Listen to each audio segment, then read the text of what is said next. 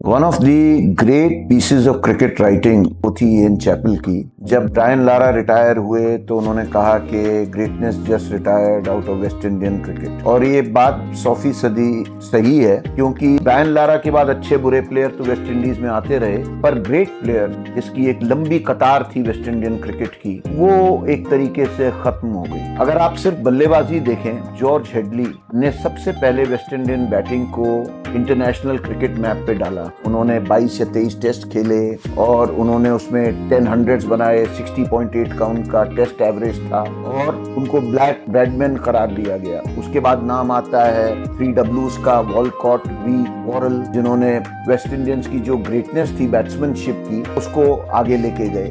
और जैसे ही वो डिक्लाइन हो रहे थे, इमरजेंस हुई गैरी सोबर्स की। अमूमन ये माना जाता है कि वर्ल्ड के ग्रेटेस्ट ऑलराउंड प्लेयर तो थे ही, बट अपने एरा के सबसे बेहतरीन बल्लेबाज भी थे। और जब गैरी सोबर्स गेम से जाने लगे तो इमरजेंस हुई विव रिचर्ड्स की, जो एक ब्रेक अवे बैट्समैन थे, जिन्होंने बैट्समैनशिप को डिफाइन किया। अपनी जनरेशन में लोगों ने कहा है कि वो हेड एंड शोल्डर्स अबव थे किसी और बैट्समैन से। सबसे बढ़िया उनकी आंखें, रिफ्लेक्सेस और जिस तरीके की ब्रूटल हिटिंग उन्होंने 70s और 80s में करी, उससे पहले किसी बल्लेबाज ने नहीं करी थी। और जब विव रिचर्ड्स गेम से जाने लगे तो इमरजेंस हुई ब्रायन लारा की, and immediately he also became the number 1 batsman in the world. तो बड़ी अजीब सी बात है कि ऐसा होता नहीं है जनरली, पर ये कतार टूट गई जब ब्रायन लारा ने रिटायरमेंट ली। और उसके बाद ग्रेट प्लेयर्स का जो तांता था वेस्ट इंडीज में, और खास करके उनके बैट्समैन का, वो फिर एक तरह से खत्म सा हो गया।